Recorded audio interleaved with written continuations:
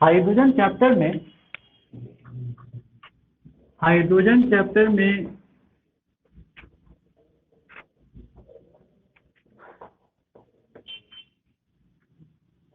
Hydrogen का introduction हो गया था, हाइड्रोजन का प्रिपरेशन हो गया था कि हाइड्रोजन कैसे प्रिपेयर कर सकते हैं, हाइड्रोजन का क्या फिजिकल प्रॉपर्टीज है, क्या केमिकल प्रॉपर्टीज है, ये भी हो गया था, एंड लास्ट हाइड्रोजन का यूजेज, ये हो गया था।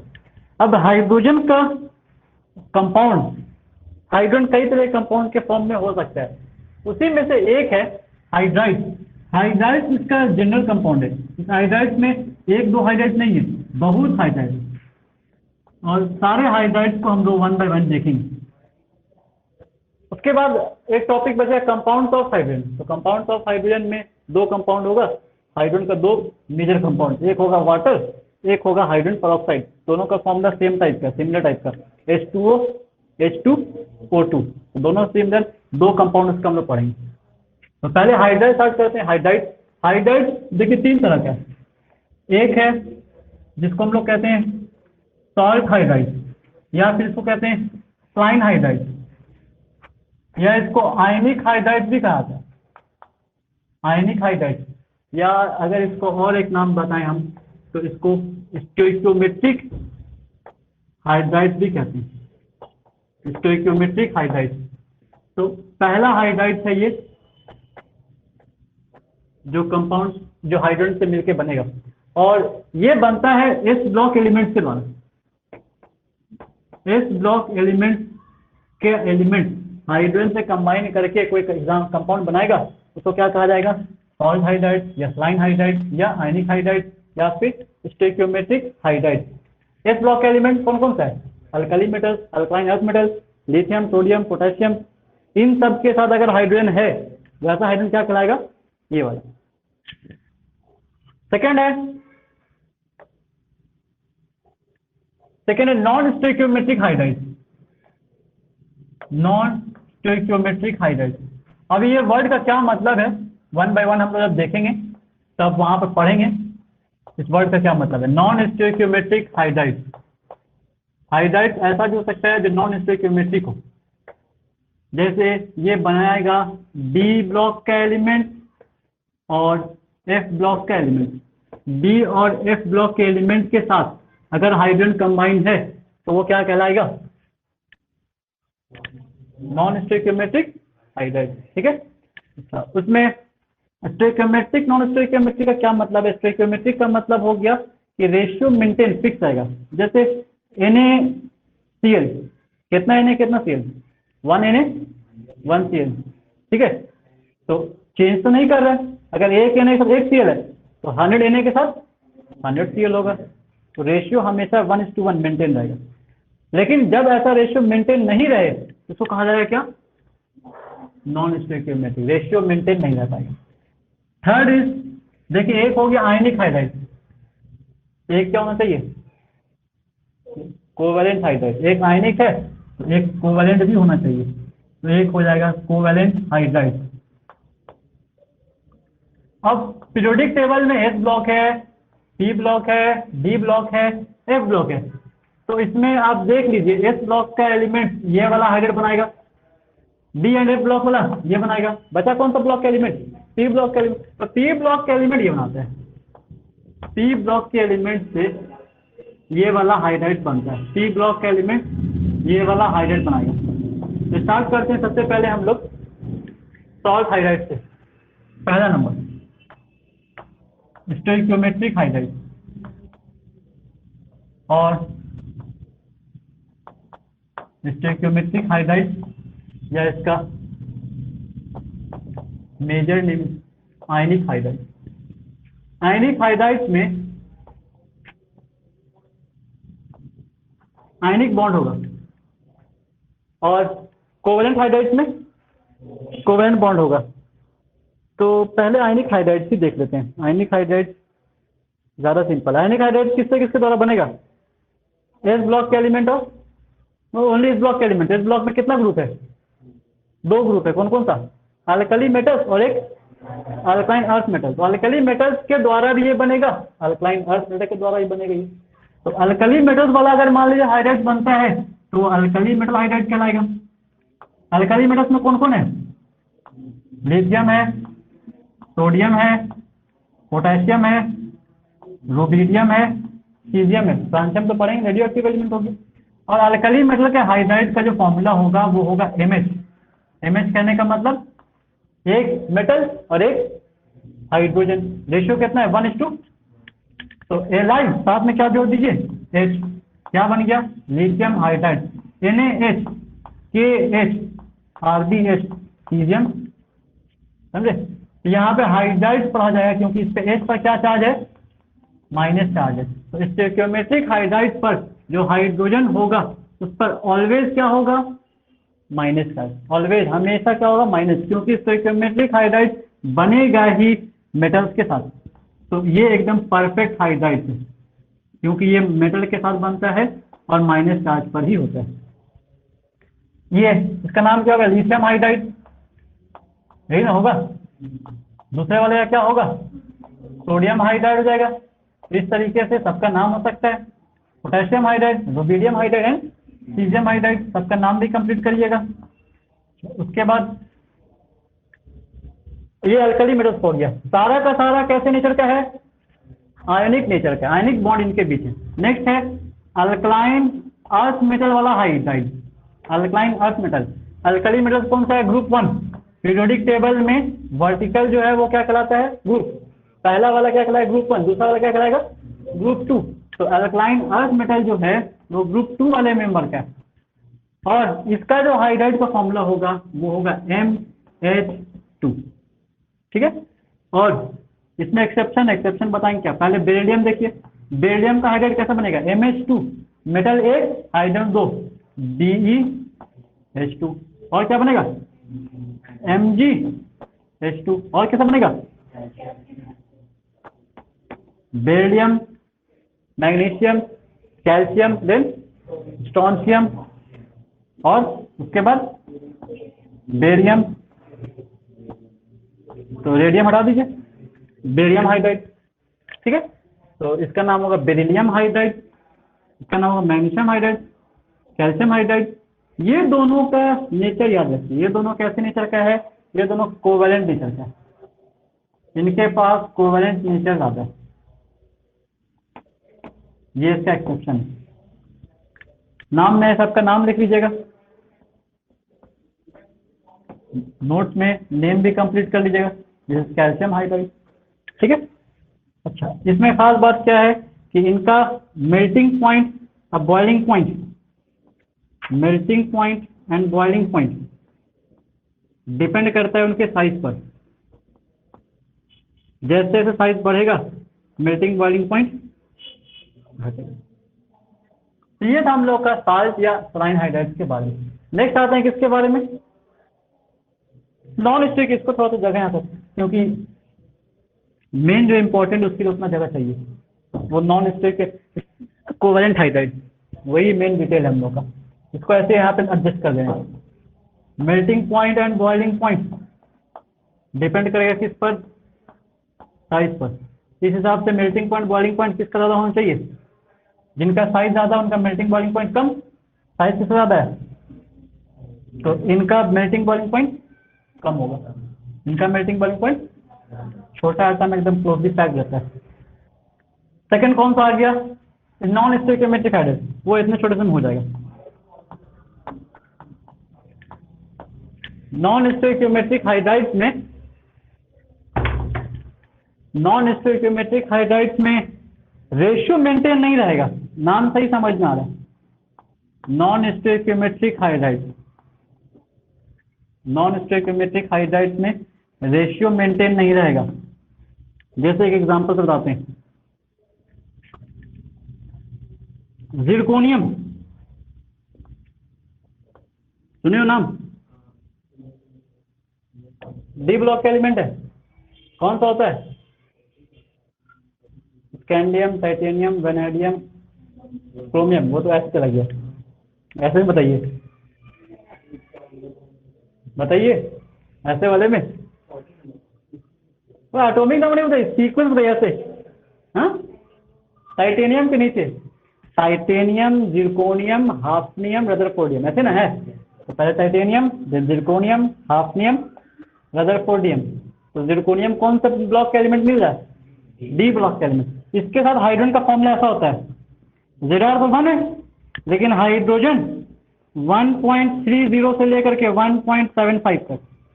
तो जिरकोनियम और हाइड्रोजन का एक फॉर्मूला कैसा हो सकता है?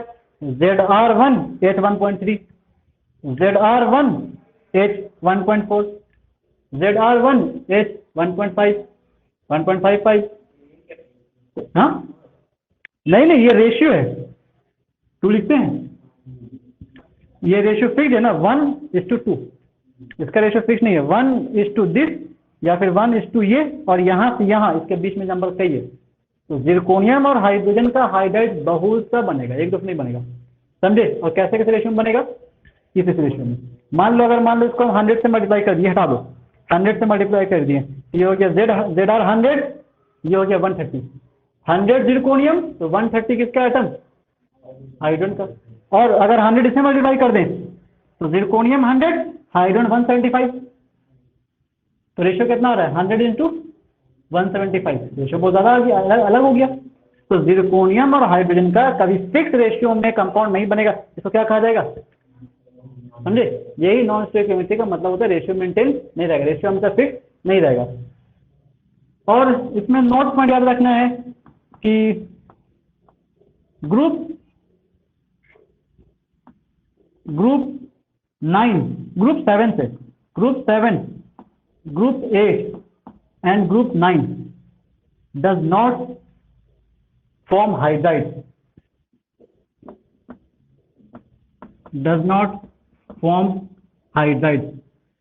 ये हाइड्राइड नहीं बनाता है, मतलब नॉन स्टोइकियोमेट्रिक हाइड्राइड नहीं बनाता है, और इसको कहा जाता है, and this is known as hydride gap,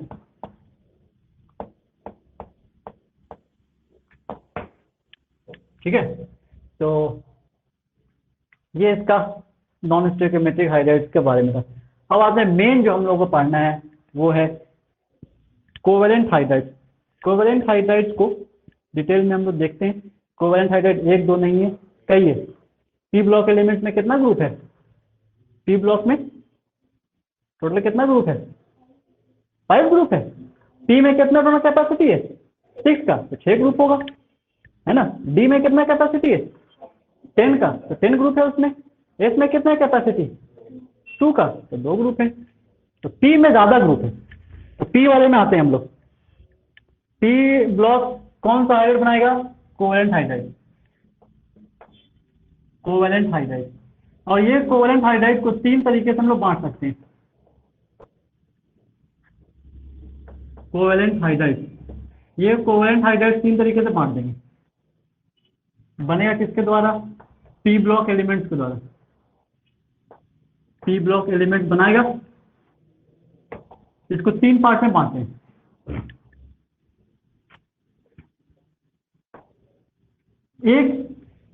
एक हाइड्राइड ऐसा होगा जिसको कहेंगे हम लोग electron deficient hydride. Electron deficient hydride का मतलब क्या होगा? इलेक्ट्रॉन की कमी है उसके पास, इलेक्ट्रॉन डेफिशिएंट हाइड्राइड एक होगा। जिनके पास इलेक्ट्रॉन कम होगा, इलेक्ट्रॉन कम होने का मतलब ये नहीं कि बॉन्ड नहीं बना पा रहा है, बॉन्ड बनेगा उसका, इलेक्ट्रॉन भी उसके पास रहेगा, लेकिन इनकम्प्लीट ऑक्टेट 8 इलेक्ट्रॉन नहीं रहेगा, 8 से कम रहेगा, इसलिए क्या कहा जाएगा? Electron deficient hydride. एक इलेक्ट्रॉन डेफिशिएंट हाइड्राइड होगा। इलेक्ट्रॉन डेफिशिएंट हाइड्राइड का मतलब होगा इनकम्प्लीट ऑक्टेट वाला हाइड्राइड। इसका मतलब होगा इनकम्प्लीट ऑक्टेट वाला हाइड्राइड, इनके पास इनकम्प्लीट ऑक्टेट होगा। एग्जांपल होगा BH3, AlH3, ठीक है। इनका ऑक्टेट कंप्लीट नहीं है। बोरॉन का आउटर मोस्ट में कितना इलेक्ट्रॉन? आउटर मोस्ट में 3 इलेक्ट्रॉन, तीनों से हाइड्रोजन से बॉन्ड बना लिया। कितना इलेक्ट्रॉन हो गया उसके पास? 3 था, 3 शेयर किया, कितना हो गया? 6 होना कितना चाहिए था? 8 से जो कम है इसको क्या कहा जाएगा? Electron deficient hydride. और इलेक्ट्रॉन डेफिशिएंट हाइड्राइड के पास इनकम्प्लीट ऑक्टेट है, और ये बनाने वाला जो होगा ग्रुप 13 एलिमेंट होगा। ग्रुप 13 एलिमेंट को हम लोग कहते हैं electron deficient hydride, boron family electron deficient hydride बनाएगा वो, ठीक है। कौन कौन होगा इसमें, boron, aluminium, gallium, indium and thallium, तो इस तरीके से एलिमेंट्स उसमें। और अगर इनका मान लीजिए बॉन्डिंग देखते हैं हम लोग, तो बॉन्डिंग किस तरीके से होगा, बोरोन एटॉमिक नंबर कितना 5, इलेक्ट्रॉनिक कॉन्फ़िगरेशन हीलियम 2s खाली हो गया, इधर 2p भी खाली है, 2s में 2 इलेक्ट्रॉन और 2p में एक्साइड कर गया, यहां से यहां आ गया, 3 हाइड्रोजन आकर के ओवरलैप कर गया, तो 3 हाइड्रोजन के ओवरलैप से कितना बॉन्ड बनेगा, 3 बॉन्ड बना, तीनों बन गया सिग्मा, इलेक्ट्रॉन कितना हो गया 6, एक ऑर्बिटल फिर भी खाली है ना, तो जो ऑर्बिटल खाली है उनके पास वैकेंट ऑर्बिटल है, और वैकेंट ऑर्बिटल में वो क्या कर सकता है, इलेक्ट्रॉन पेयर एक्सेप्ट कर सकता है। और हाइब्रिडाइजेशन के हिसाब से अगर BH3 का स्ट्रक्चर देखेंगे तो हाइब्रिडाइजेशन के हिसाब से BH3 क्या आएगा, sp2, तो भी उनके पास ऑर्बिटल खाली है, तो ऑर्बिटल्स उनके पास वैकेंट है, तो जो भी इलेक्ट्रॉन डेफिशिएंट हाइड्राइड्स होगा वो ग्रुप 13 का एलिमेंट बनाएगा, उनके पास होगा वैकेंट ऑर्बिटल्स, और इस वैकेंट ऑर्बिटल्स में वो क्या कर सकता है, इलेक्ट्रॉन पेयर एक्सेप्ट कर सकता है, 2 इलेक्ट्रॉन एक्सेप्ट कर सकता है, तो ग्रुप 13 वाला हाइड्राइड या इनकम्प्लीट हाइड्राइड या electron deficient hydride electron pair acceptor होता है। और अगर इलेक्ट्रॉन पेयर एक्सेप्टर है तो फिर इसको लुईस एसिड नहीं कहेंगे, लुईस एसिड हो जाएगा जी, ये लुईस एसिड। BH3 का स्ट्रक्चर देखेंगे, स्ट्रक्चर हम लोग को पता ही है BH3 कैसा होता है। दूसरा आएगा electron precise hydride, electron precise कहने का मतलब इसको बनाया गया ऑक्टेट के हिसाब से, तो ऑक्टेट के हिसाब से जो परफेक्ट इसमें ऑक्टेट फॉलो होता है ना, परफेक्ट ऑक्टेट फॉलो होगा उसको कहा जाएगा electron precise hydride. Perfect octet कौन फॉलो करेगा, परफेक्ट ऑक्टेट फॉलो करके हाइड्राइड बनाएगा। ऐसा करने वाला जो एग्जांपल है वो है हम लोगों के पास CH4, SiH4, GeH4, समझे, मीथेन, सिलेन, जर्मेन, ऐसे करके नाम है सबका। तो इनके ऑर्डर मोस्ट में कितना डाउन होगा, इनके ऑर्डर मोस्ट में कितना डाउन हो रहा है, बोरोन के ऑर्डर मोस्ट में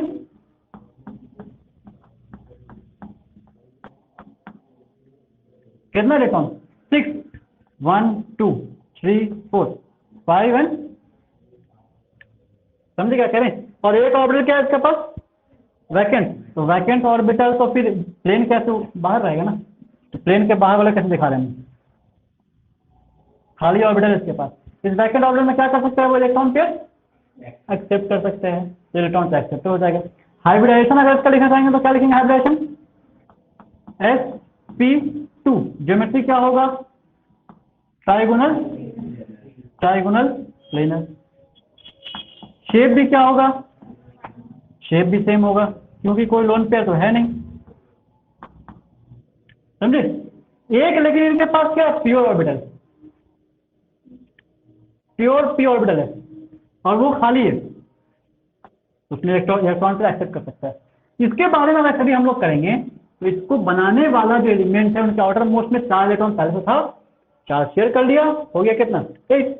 इनके ऑर्डर मोस्ट में प्रोटॉन होता है, ग्रुप 14 के एलिमेंट में जितना भी आप याद करिए, चैप्टर 3 में हम लोग पढ़े थे क्लासिफिकेशन ऑफ एलिमेंट्स में, वैलेंस इलेक्ट्रॉन अगर निकालना है पी ब्लॉक का कैसे निकालेंगे, ग्रुप नंबर माइनस कितना, ग्रुप नंबर -10, इससे निकल जाएगा आपका वैलेंस इलेक्ट्रॉन। बोरोन वाला जो एलिमेंट है ग्रुप 13 का है, 13 में क्या माइनस कर दीजिए 10, कितना बचा 3, वैलेंस इलेक्ट्रॉन निकल गया।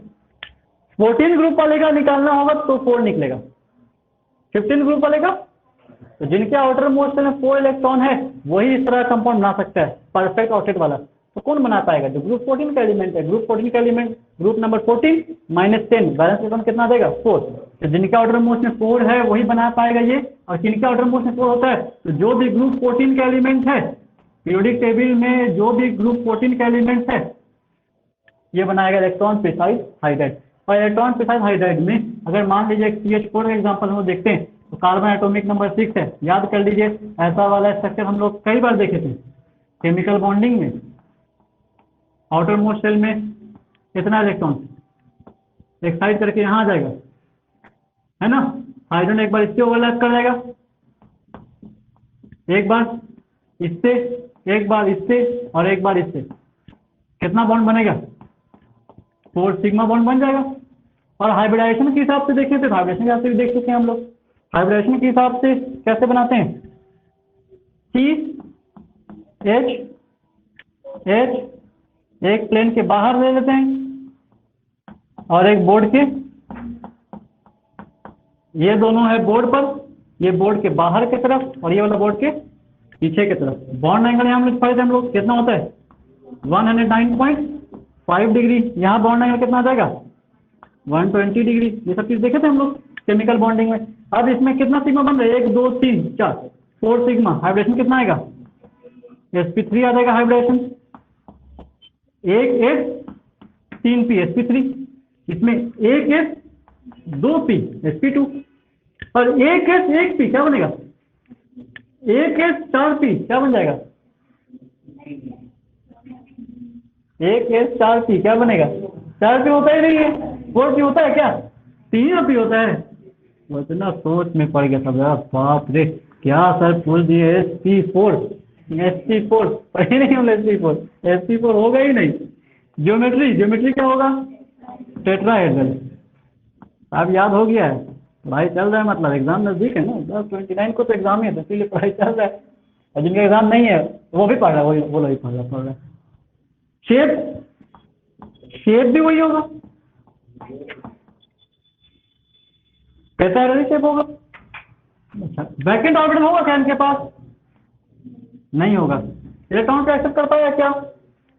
लुईस एसिड होगा क्या? तो इनमें से कोई लुईस बेस होगा, डोनेट भी नहीं करेगा, इनमें से कोई चीज नहीं होगा। ब्लैंक ब्लैंक, समझे? ये परफेक्ट ऑक्टेट वाला है। नेक्स्ट कौन सा होगा? तब एक इलेक्ट्रॉन डेफिशिएंट, एक इलेक्ट्रॉन परफेक्ट वाला, इलेक्ट्रॉन प्रिसाइज है, तो एक कैसा होगा? इलेक्ट्रॉन रिच हो जाएगा, electron rich hydride. Electron rich hydride कहने का मतलब होगा कि इनका बॉन्ड बनाने के बाद भी इलेक्ट्रॉन बचा रहेगा। इसको तो 4 बॉन्ड बनाना था, 8 इलेक्ट्रॉन करना था, उतना इलेक्ट्रॉन है ही नहीं कि बॉन्ड बना पाए 4 बॉन्ड, 4 बॉन्ड बना ही नहीं पा रहा। इसके पास इतना इलेक्ट्रॉन है कि 4 का 4 बना लिया ताकि ऑक्टेट कंप्लीट हो गया, और उसके पास उतना इलेक्ट्रॉन ही है कि ऑक्टेट कंप्लीट हो जाए, उसके बाद भी इसके पास बॉन्ड बच रहा है। ऐसे क्या कहेंगे? Electron rich. तो इलेक्ट्रॉन रिच वाले के पास ऑक्टेट तो कंप्लीट हो सकता है, परफेक्ट ऑक्टेट तो कंप्लीट हो सकता है, या फिर एक्सपेंशन ऑफ ऑक्टेट भी हो सकता है, ऑक्टेट से या एक्सपैंडेड ऑक्टेट भी हो सकता है। तो दोनों ही केस इसमें पॉसिबल है। ऐसा ऐसा एग्जांपल हम लोग के पास है इसमें। और एग्जांपल अगर हम देखें परफेक्ट ऑक्टेट का, NH3 परफेक्ट ऑक्टेट है, PH3 परफेक्ट ऑक्टेट है, अमोनिया, फॉस्फीन, और ऐसा ऐसा कई एग्जांपल हम लोग के पास है। PCl3 परफेक्ट ऑक्टेट है, लेकिन PCl5 भी तो होता है। 5 phosphorus balance chain 5 electron, chlorine से शेयर कर लिया, 5 शेयर किया, 10 हो गया, ऑक्टेट ज्यादा हो गया, एक्सपैंड ऑक्टेट हो गया। वैसा ऐसा और भी एग्जांपल हम लोग के पास, SF6 IF7, सबके पास ऑक्टेट ज्यादा हो गया ना।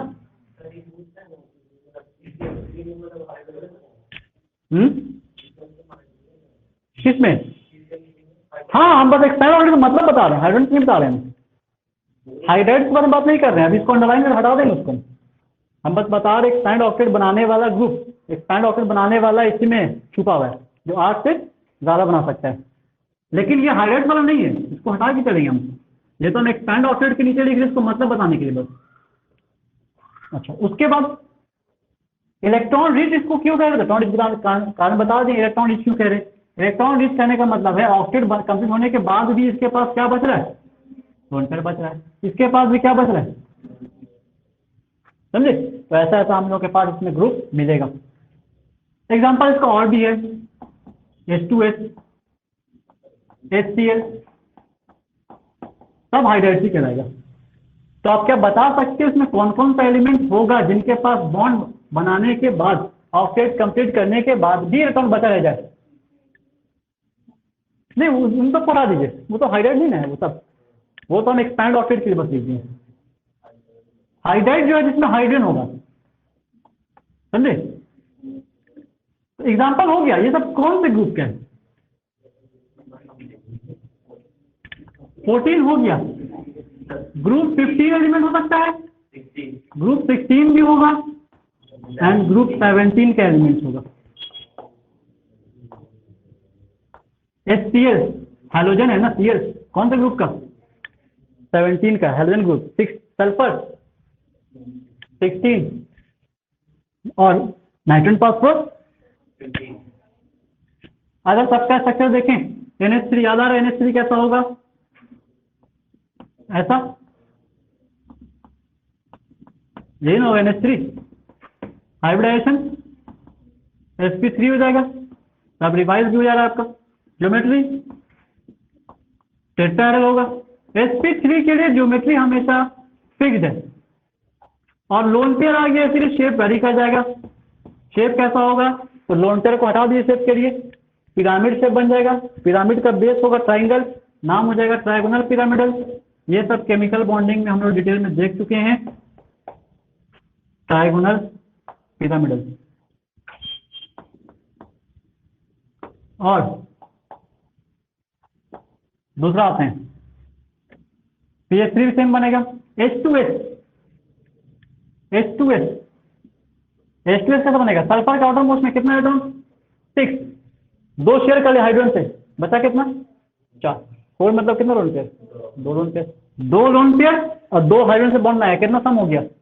4 की हाइड्रोजन कितना आएगा? तो इसी तरीके से रहेगा, सल्फर रहेगा, एक लोन पेयर दे दीजिए, एक और लोन पेयर दे दीजिए, हाइड्रोजन एक बॉन्ड हो गया, और एक और हाइड्रोजन प्लेन के बाहर की तरफ बॉन्ड हो गया, समझे? इसका बॉन्ड एंगल कितना आएगा? 107 डिग्री। एक्सप्लेन किए थे क्यों?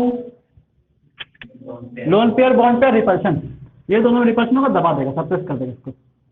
अच्छा, उसके बाद इसमें बॉन्ड एंगल 184 अप्रोच होता है इस तरह का, और इसमें लोन पेयर रिपल्शन ऐसे ही है। हाइब्रिडाइजेशन तो इसका सेम लिखेंगे, H2O ना है ये एक तरीके से, H2O जैसा O बनाता है S बनाता है H2S, क्योंकि O भी 16 ग्रुप का है और वो भी 16 ग्रुप का है, तो वो भी ले सकते थे हम लोग यहाँ पर। ज्योमेट्री क्या होगा? हाइब्रिडेशन होगा sp3 के हिसाब से ज्योमेट्री तो फिक्स है, टेट्राहेड्रल, और शेप हो जाएगा V शेप। लोन पेयर को हटा दीजिए, लोन पेयर को हटा देंगे, V दिख रहा है, एंगुलर दिख रहा है या मुड़ा हुआ दिख रहा है, बेंड शेप बताए थे शेप का नाम, V shape, bend shape, angular shape, ये इसका नाम होगा। मॉलिक्यूल्स का शेप बता सकते हैं। लास्ट एक और बच रहा है, कौन सा? HCl वाला।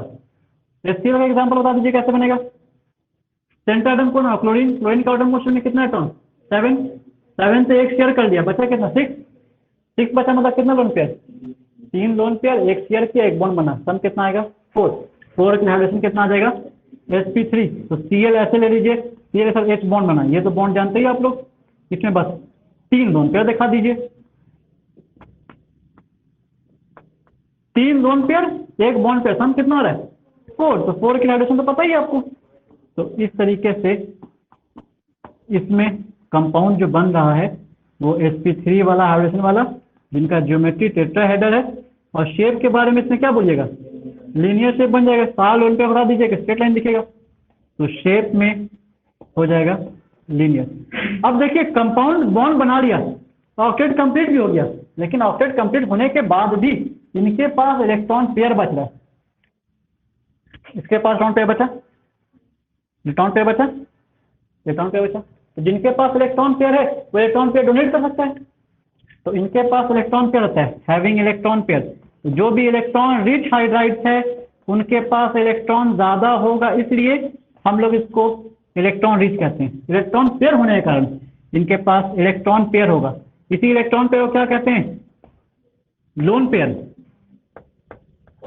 और जैसे ये ऑर्बिटल खाली था, इलेक्ट्रॉन पे एक्सेप्ट कर रहा था, इनके पास इलेक्ट्रॉन पेयर है तो दूसरे को डोनेट कर सकता है, तो ये इलेक्ट्रॉन पेयर डोनर होता है। और अगर इलेक्ट्रॉन पेयर डोनर है तो फिर वो क्या कहलाएगा, लुईस बेस कहलाएगा। तो ये लुईस बेस भी है। तो इस तरीके से कोवेलेंट हाइड्राइड का ये सारा इंफॉर्मेशन है जो हम लोग देखेंगे।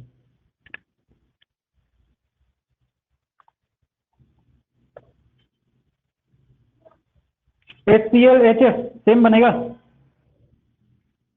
HCl HF HBr सब सेम बनेगा, सब सेम बनेगा। और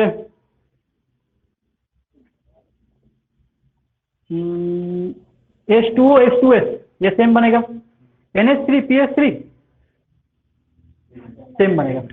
तो याद रख लीजिए NH3PH3 ये दोनों सेम है, ये दोनों सेम है किसके, ग्रुप 15 के द्वारा। इसमें ले लीजिए पहले H2O, ये किसके लिए हो गया, ग्रुप 16 के लिए। और एक हो गया HF HCl HBr, ये किसके लिए हो गया, ग्रुप 17 के लिए। तो ग्रुप 17 के एलिमेंट ये बना रहा है हाइड्राइड। इस तरीके से हम लोग के पास हाइड्राइड है, कितने तरह का हाइड्राइड। दूसरा आते हैं कंपाउंड्स ऑफ हाइड्रोजन। हाँ 11-12 का पढ़ाई वैसा प्रैक्टिकल बेस्ड जैसा इंजीनियरिंग टाइप वाला पढ़ाई नहीं है। आप सोचिएगा कि जैसे हम लोग पढ़े इंजीनियरिंग में वैसा पढ़ लेंगे 11-12 में तो हो जाएगा, 11-12 में वैसा पढ़िएगा तो नहीं हो पाएगा। नेक्स्ट आते हैं कंपाउंड्स ऑफ हाइड्रोजन।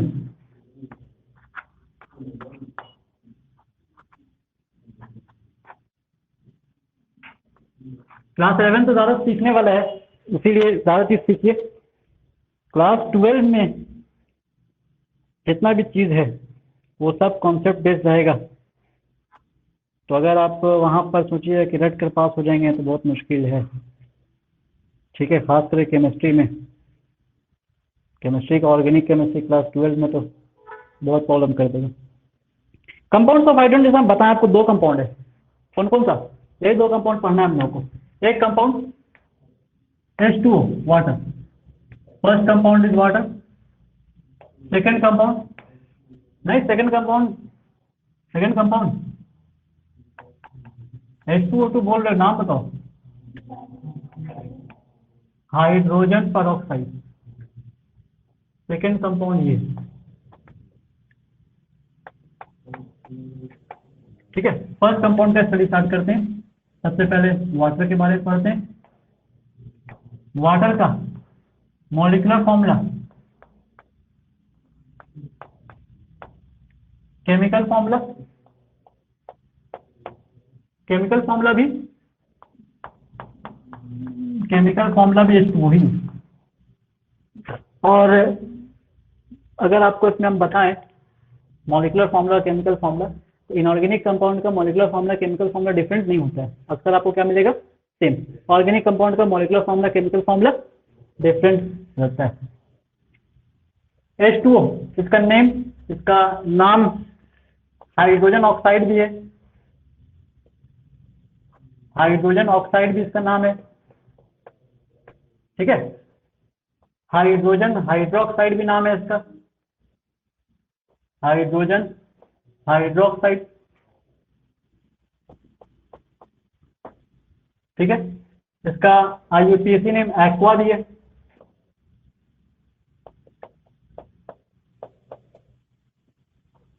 वाटर का LDS बता दीजिए, LDS क्या, लुईस डॉट से कैसे बनेगा, वो बीच में रहेगा, H ऐसे हो जाएगा, H ऐसे हो जाएगा, यहाँ क्या होगा, VBT बता दीजिए, VBT कैसा बनेगा इसका, VBT इसका कैसा बनेगा, VBT के हिसाब से ऐसे ऐसे हो जाएगा। तो VBT वाला ये हम बताना बोल रहे हैं। सेंटर एटम ले लीजिए ऑक्सीजन, ये डायग्राम स्ट्रक्चर तो बना ही देंगे हम लोग, VBT डायग्राम है ये H हो गया और एक H यहाँ पर लेंगे। कितना एटम ऑक्सीजन में, ठीक है, किससे ओवरलैप करेगा? यहाँ से ओवरलैप करेगा, नहीं तो पेयर्ड वाला है, इसके पास ओवरलैप करेगा और इसके पास ओवरलैप करेगा। सिग्मा बॉन्ड, ये पी वाई है मान लीजिए, ये क्या पी जेड है, ये क्या है, ये 2s है और ये 2p है। तो आप एक बात बताइए, पी वाई और पी जेड के बीच में एंगल कितना होता है? Y axis Z axis angle कितना होगा? 90 डिग्री। इसका मतलब ये ऐसे नहीं होना चाहिए, एलडीएल के हिसाब से ये 180 पर है और इसके हिसाब से वो 90 पर आता है, ऐसा वीबीटी के हिसाब से। तो पहले ही बता चुके हैं, वीबीटी तो ज्योमेट्री मॉलिक्यूल का एक्सप्लेन सही से नहीं कर पाता है, तो ज्योमेट्री नहीं बता पाता है, ये बॉन्ड एंगल नहीं बता पाता है कैसा होगा। बॉन्ड नेचर बताना चाहेंगे तो बॉन्ड नेचर कैसा होगा? सेंटर एटम का कौन सा ऑर्बिटल पार्टिसिपेट कर रहा है? सेंटर एटम का 2p पार्टिसिपेट कर रहा है, ये 2s और ये, और हाइड्रोजन का क्या पार्टिसिपेट कर रहा है? और दोनों ही सिग्मा बॉन्ड है, बॉन्ड नेचर हो गया। हाइब्रिडाइजेशन के हिसाब से अगर देखें तो इसमें शेप समझ में आ जाएगा। हाइब्रिडाइजेशन कैसे हो जाएगा? कितना? sp3, sp3 किस तरीके से होगा? O है, ये हो गया एक ऑर्बिटल, ये हो गया दूसरा ऑर्बिटल, ये हो गया तीसरा ऑर्बिटल और ये हो गया फोर्थ ऑर्बिटल। 4 इलेक्ट्रॉन, 5, 6। ऑक्सीजन का 6, 4 ऑर्बिटल टूट गया, चारों ऑर्बिटल का नाम क्या होगा?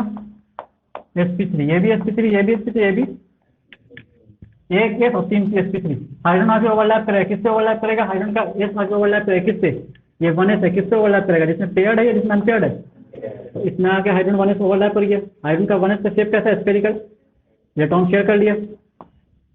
स्ट्रक्चर अगर बनाएंगे तो कैसा स्ट्रक्चर बनेगा? ओ लोन पेयर हो जाएगा, इधर भी लोन पेयर रह गया, इधर बॉन्ड बन गया, हाइड्रोजन से बॉन्ड बन गया और एक और बॉन्ड बन रहा है इस तरफ ना,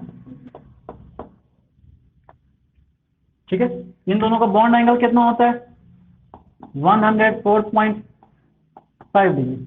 इसके हिसाब से बॉन्ड एंगल कितना आ रहा है? सही नहीं आता है, नहीं एक्सप्लेन कर पाता है वो। हाइब्रिडाइजेशन के हिसाब से जो कुछ H2S का है सब कुछ वही होगा इसका। sp3 एक है तो 3p टूटा, ज्योमेट्री sp3 का फिक्स्ड है। क्या होता है sp3 की ज्योमेट्री? टेट्राहेड्रल, और शेप तो पता ही है, वी शेप हो गया। जो H2S के बारे में देखे वही सब कुछ इसमें है,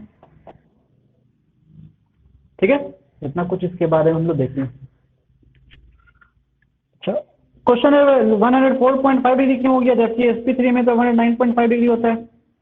109.5 डिग्री है या 109 डिग्री 28 मिनट ये भी होता है।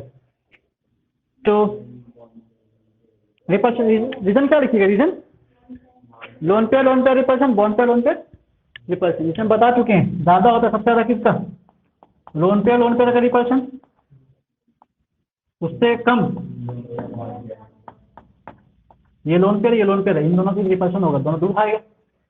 Lone pair bond pair repulsion है, दोनों दूर भागेगा, लेकिन ये ज्यादा पावरफुल है, इसको दूर भगा देगा, ये दूर नहीं भागेगा।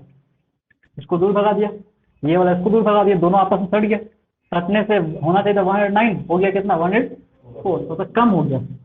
सबसे कम रिपल्शन किसमें होगा? बॉन्ड पेयर और इन दोनों के बीच रिपल्शन कब से सबसे कम होगा? तो दोनों रिपेल नहीं करेगा, नजदीक आ जाएगा, रिपेल करेगा, लेकिन इन दोनों का रिपल्शन तो ज्यादा होगा तो इसको दबा देगा, ये दोनों नजदीक आ जाएगा। तो ये हम लोग पढ़ चुके हैं। ये किसका थ्योरी है? वेस्पर थ्योरी में पढ़ते ना, जिसके कारण मॉलिक्यूल को क्या मिलता है? शेप। ये हम लोग देखे थे। उसके बाद आते हैं वाटर का प्रॉपर्टीज। वाटर का प्रॉपर्टी, हाँ बताना है आज वाटर का सारा प्रॉपर्टी आ जाएगा। बता दीजिएगा क्या क्या प्रॉपर्टी होता है।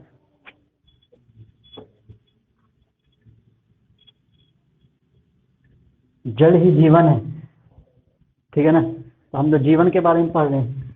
वो वाला जीवन नहीं जो आता है रावण में आता है जीवन, वो वाला नहीं, समझे? जीवन हो कौन वाला? लाइफ वाला बायोलॉजी पढ़ना है, चलो बायोलॉजी। जल ही जीवन है, जहाँ जाओ दीवार पे लिखा होता जल ही जीवन है। एक और लाइन हमको याद है बचपन का, एक और लाइन ऐसा क्या लिखा था ना, जीना यहाँ मरना यहाँ तो कचरा क्यों फेंकता यहाँ। ये वाला लाइन था एक, सुनियो तुम तो ये वाला लाइन, नहीं सुने हो। एक ये भी लाइन,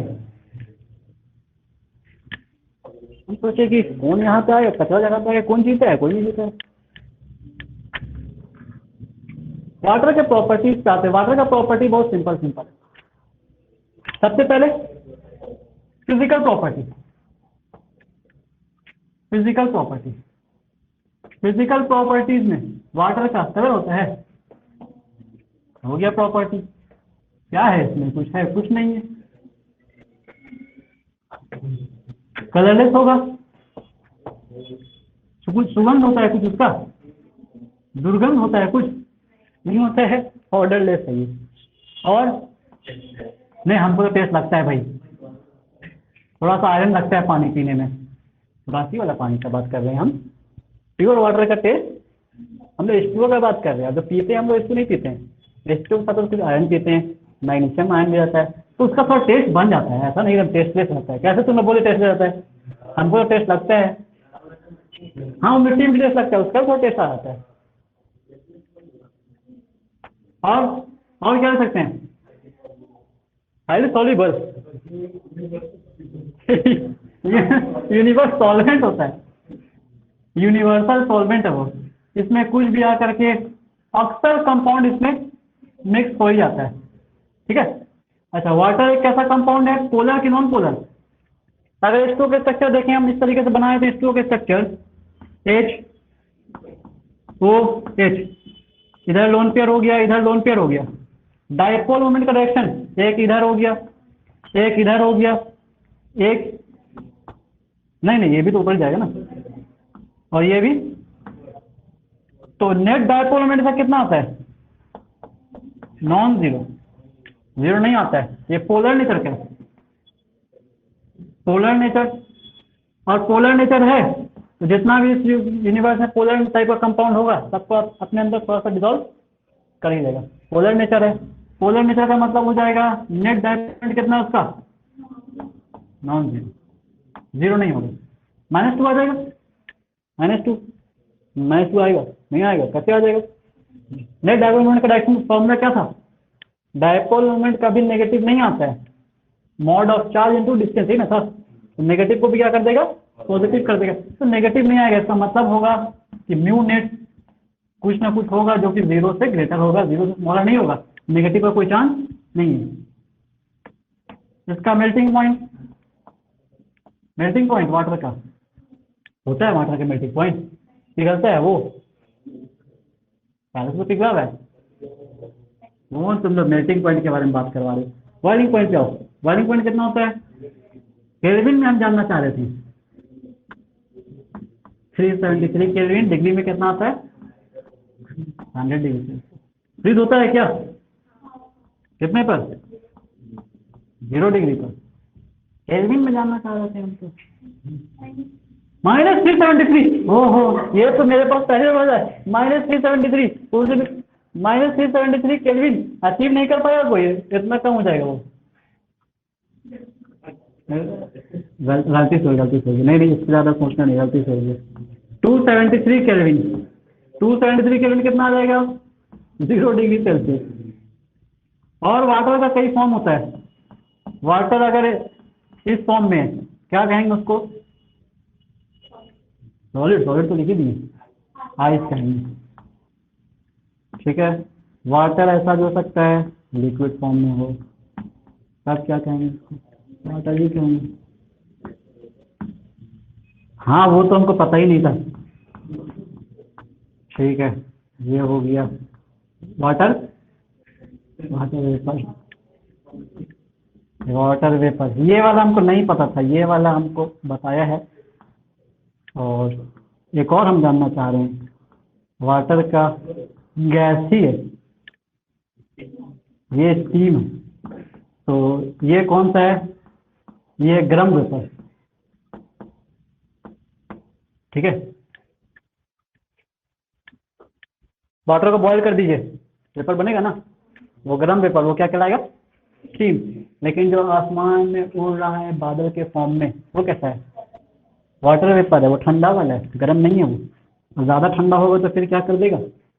बारिश बना के बारिश बारिश कर देगा, नीचे बारिश होने लगेगी। डाइपोल मोमेंट होता है इसका, ये भी देख लिया हम लोग। अच्छा, एक इम्पॉर्टेंट पॉइंट है इसका, हाइड्रोजन बॉन्ड फॉर्म करता है, can form hydrogen bond. Hydrogen bond क्या चीज है? हाइड्रोजन बॉन्ड देखिए कैसे होगा, मॉलिक्यूल्स मॉलिक्यूल्स के बीच बॉन्ड बनेगा, या हाइड्रोजन का बॉन्ड किसी और से बनेगा, वो कोवलेंट नहीं होगा। और किससे किससे मिलकर हाइड्रोजन बना सकता है? एच ओ, जिसमें अगर एच और ओ बॉन्ड है, किसी भी कंपाउंड में अगर एच ओ है तो ये बनेगा, मतलब एच ओ बॉन्ड। किसी कंपाउंड में अगर एच एन बॉन्ड है तो ही बनेगा, और किसी कंपाउंड में अगर एच एफ बॉन्ड है तो भी वो hydrogen bond H C L bond है, बनेगा क्या? नहीं बनेगा, ये तीनों में बनेगा। अब हाइड्रोजन बॉन्ड होता क्या है, पहले उसके बारे में देखते हैं। हाइड्रोजन बॉन्ड देखिए ये होता है, जैसे मान लीजिए एच एफ है, तो एच और एफ में फ्लोरीन ज़्यादा इलेक्ट्रोनेगेटिव है, ज़्यादा इलेक्ट्रोनेगेटिव होने के कारण क्या आएगा इस पे? माइनस चार्ज, और एच पर क्या आ जाएगा? तो ये माइनस और ये प्लस चार्ज है, तो बहुत ज़्यादा इलेक्ट्रोनेगेटिव ना फ्लोरीन, तो ज़्यादा नेगेटिव आएगा इसके ऊपर ज़्यादा पॉजिटिव आएगा। एक और एच एफ का मॉलिक्यूल मान लीजिए अगर उड़ रहा है, तो दूसरा एच एफ पे भी तो ये इफेक्ट डेवलप रहेगा। परमानेंट है कि टेम्पररी है? परमानेंट है, हमेशा रहेगा। अब जब है ऐसा, तो इन दो मॉलिक्यूल्स के बीच में पॉजिटिव नेगेटिव में क्या हो जाएगा? अट्रैक्शन। इसी अट्रैक्शन को क्या कहा जाएगा? Hydrogen bond. अगर आप पूछ रहे हो कि HCl में भी सेम चीज तो होता है, HCl में भी कर दें, तो HCl में भी होता है, लेकिन HCl वाले में Cl कम इलेक्ट्रोनेगेटिव है, इसके ऊपर चार्ज कैसा आएगा? पार्शियल नेगेटिव आएगा लेकिन कम आएगा। बात समझे क्या कह रहे हैं? जब कम पॉजिटिव चार्ज कम नेगेटिव चार्ज आएगा तो ये अट्रैक्शन भी कैसा होगा? वीक होगा, ठीक है। और अट्रैक्शन वीक होगा तो उसको हाइड्रोजन बॉन्ड नहीं कहेंगे। दो चार्ज डेवलप हो गया, डाइपोल बन गया, डाइपोल बन गया। डाइपोल डाइपोल इंट्रैक्शन, कौन सा बॉन्ड था ये? Van der Waals force. वंडरवाल फोर्स में दो तीन तरह का बॉन्ड था, इसको कहा जाएगा डाइपोल डाइपोल बॉन्ड। तो ये हाइड्रोजन बॉन्ड नहीं है, ये है dipole dipole interaction, dipole dipole interaction, ठीक है।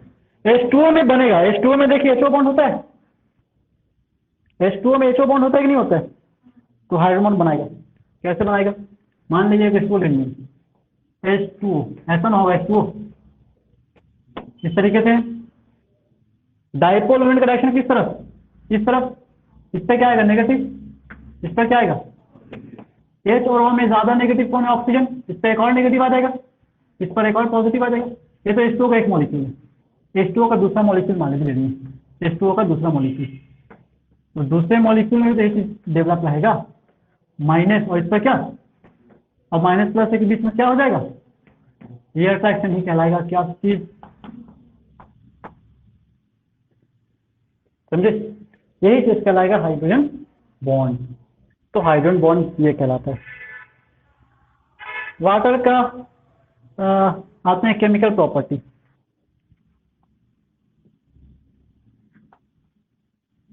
केमिकल प्रॉपर्टी, वाटर का केमिकल प्रॉपर्टीज कई है। फर्स्ट केमिकल प्रॉपर्टी वाटर का, ये वाटर अगर प्योर फॉर्म में है तो प्योर फॉर्म का वाटर अपने आप को तोड़ लेता है इस फॉर्म में, H+ और अगर मान लीजिए वाटर आप लेते हो 1 लीटर, वॉल्यूम कितना लिया वाटर का? 1 लीटर। 1 लीटर का मतलब आएगा कितना मोल? 1 लीटर का मतलब 1000 ग्राम, 1 लीटर मतलब 1000 ग्राम। 100 लीटर मतलब 100 ml। वाटर का डेंसिटी कितना होता है? डेंसिटी ऑफ वाटर, डेंसिटी 1 ग्राम पर ml या 1 ग्राम पर cc पर सेंटीमीटर क्यूब, ठीक है। तो 1 लीटर 1 ml में 1 ग्राम, 1000 ml में 1000 मिलीलीटर से 1 लीटर, 1 लीटर मतलब 1000 ग्राम। 1000 ग्राम हो गया वाटर का गिवन मास, डिवाइड कर दीजिए उसको 18 से, आ जाएगा 55.555 आ जाएगा। तो 1 लीटर पानी लेंगे, इसका मतलब नंबर ऑफ मोल्स उसमें कितना आ जाएगा 55.5। उस 1 लीटर पानी का मोलारिटी कितना आएगा? मोलारिटी क्या होता है? Number of moles by volume, ये ना होता है मोलारिटी। कितना आ जाएगा 55.5 डिवाइड बाय 1, तो कितना आ जाएगा 55.5 ही आ जाएगा। मतलब 1 लीटर पानी का, प्योर वाटर का मोलारिटी कितना आता है 55.5। 1 लीटर मान लीजिए पानी हम ले लिए 55.5, तो उस 55.5 मोलारिटी वाले से 10 टू द पावर -7 इतना जो है 10 टू द पावर -7 मोलारिटी या 10 to the power -7 mole water का टूट जाता है कितना मोल 55.5 मोल, उसमें से टूट जा रहा है कितना 10 टू द पावर -7 मोल। बचे कितना 10 मोल था, 2 मोल टूट गया, बचा कितना 8 मोल बचा। तो 10 था, 2 मोल टूट गया, बचा कितना 10 - 2, बस वही इतना था, इतना टूट गया इस फॉर्म में, तो बचा कितना 10 - 2।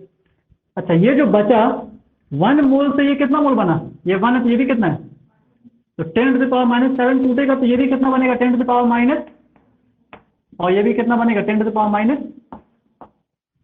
समझे। तो वाटर इस फॉर्म में टूट जाता है। 1 लीटर पानी अगर लीजिएगा तो उसमें H+ और OH- का क्वांटिटी बहुत कम होता है। 55.5 मोल से कंपेरिजन में कुछ नहीं, 10 टू द पावर -7 मोल 1/1 करोड़, सही ना आ रहा है इसका मतलब 1/1 करोड़ कितना का छोटा होता है 0.0000001, बहुत कम मोल है।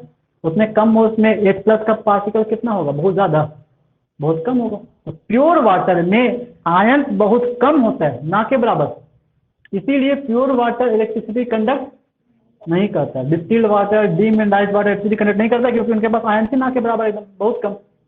इलेक्ट्रिसिटी कंडक्ट करने के लिक्विड स्टेट में क्या होना चाहिए उनके पास, आयन। अगर आयन है, आयन फ्लो कर रहा है तब इलेक्ट्रिसिटी कंडक्ट करेगा। और सॉलिड स्टेट में क्या होना चाहिए, सॉलिड कंपाउंड के पास फ्री इलेक्ट्रॉन्स होना चाहिए। जिनके पास फ्री इलेक्ट्रॉन्स है तो सॉलिड कंपाउंड इलेक्ट्रिसिटी कंडक्ट किस फॉर्म में करता है, फ्री इलेक्ट्रॉन्स का मूवमेंट होता है। मेटल्स के पास बहुत सा फ्री इलेक्ट्रॉन मूव करता है, इसलिए इलेक्ट्रिसिटी कंडक्ट करता है। लिक्विड कंपाउंड के पास कौन चाहिए, आयन। और गैस में तो कुछ होता ही नहीं, गैस में तो इलेक्ट्रिसिटी कंडक्ट होता ही नहीं। तो ये हम लोगों का ये एक नॉलेज था जो आपको बताएं। इससे वाटर का पीएच निकाल सकते हैं। पीएच कैसे निकलता है, पीएच निकालने का तरीका होता है -log ऑफ H+, ये फॉर्मूला है। बेस कितना है यहाँ पे 10 बेस है, 10 छुपा हुआ है ना। अगर मान लीजिए H+ का क्वांटिटी रख दें, H+ का क्वांटिटी कितना है 10 टू द पावर माइनस, अगर इसका हम क्वांटिटी रख दें H+ का क्वांटिटी तो पीएच इस तरीके से निकलेगा -log of 10 to the power minus. अब लॉग का तरीका फॉर्मूला है कि अगर मान लीजिए लिखा हुआ है log m to the power a, तो a कहाँ आ जाएगा आगे, बन जाएगा a log m, समझे। दूसरा तरीका है कि log का बेस मान लीजिए m है, मैग्नीट्यूड भी m है, तो इसका वैल्यू कितना हो जाएगा। तो इस पहला फॉर्मूला के साथ इसको सेट करिए। -7 पावर है ना, आके -7 से मल्टीप्लाई हो जाएगा तो क्या बन जाएगा +7, -7 इंटू +7 +7 log 10। इस log में 10 है, बेस कितना छुपा हुआ है 10, लिखने का जरूरत नहीं है 10 को।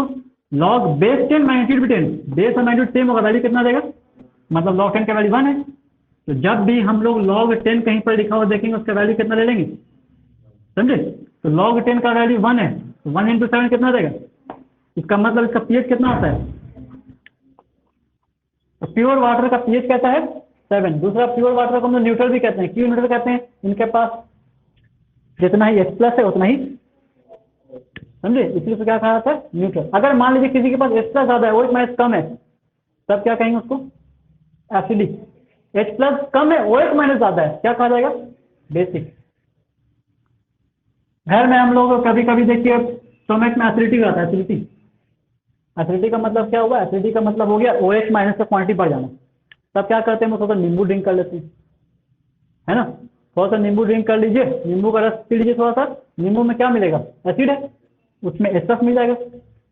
ऐसे आपका एसिडिटी हो गया, मतलब OH का क्वांटिटी बढ़ गया, ठीक है, OH का क्वांटिटी बढ़ गया तो उसको न्यूट्रल करना है, कैसे न्यूट्रल करेंगे, H+ ले लेते हैं। जितना एसिड ड्रिंक करिएगा, थोड़ा सा नींबू गाड़िएगा, पी लीजिएगा तो H+ मिल जाएगा, H+ OH मैच में क्या बन जाएगा, न्यूट्रल, तो फिर आपको रिलीफ मिलेगा। दूसरा, ये एम्फोटेरिक नेचर शो करता है केमिकल, एम्फोटेरिक प्रॉपर्टी इसके पास।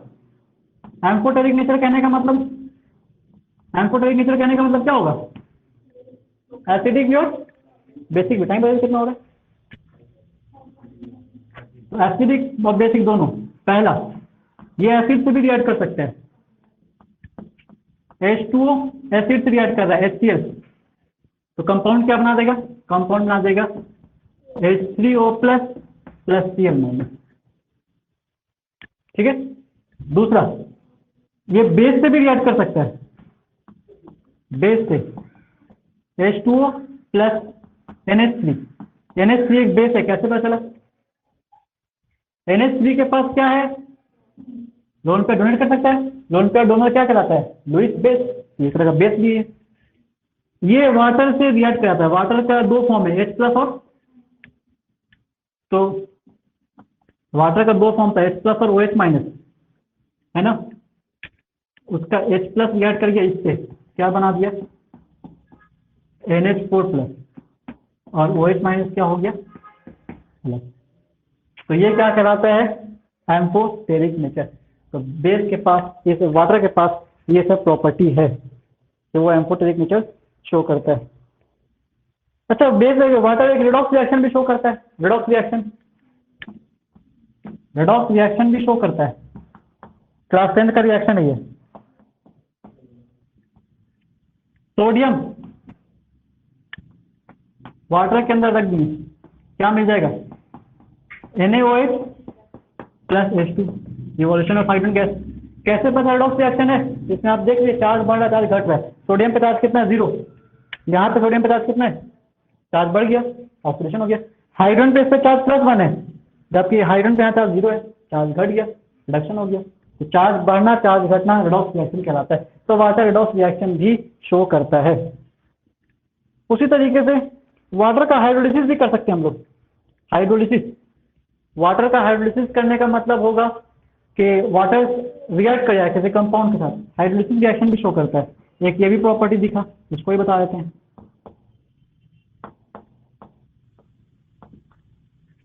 P4O10 फास्फोरस का एक कंपाउंड है, P4O10, क्लास 12 में पढ़ते हैं हम लोग, P ब्लॉक चैप्टर में इसका स्ट्रक्चर। P4O10 वाटर से रिएक्ट कर गया, बना देता है फॉस्फोरिक एसिड H3PO4। ठीक है। वाटर के पास लोन पेयर है कि नहीं है, वाटर के पास लोन पेयर है कि नहीं है, लोन पेयर है ना। अगर लोन पेयर डोनेट कर सकता है तो ये लोन पेयर डोनर है। तो लोन पेयर डोनर क्या कहलाएगा, लुईस, वाटर एक लुईस बेस भी है। और वाटर एक ऐसा स्पेसीज है जो मेटल को भी इलेक्ट्रॉन पेयर डोनेट करता है, और जब मेटल को इलेक्ट्रॉन पेयर कोई डोनेट करेगा तो वैसा लुईस बेस को लिगेंड कहा जाता है। तो वाटर अपने आप में एक तरह का लिगेंड भी है, और लिगेंड किसको कहते हैं, जो हाइड्रेट फॉर्म करता है विथ वाटर। जैसे एग्जांपल आपको पता होगा, sodium कार्बो washing soda, washing soda का फॉर्मूला क्या है, Na2CO3.10H2O था ना ये फॉर्मूला। प्लास्टर ऑफ पेरिस क्या था, प्लास्टर ऑफ पेरिस CaSO4.12H2O। तो जो हाफ H2O है वो हाइड्रेट फॉर्म कर, हाइड्रेशन कहते हैं उसको।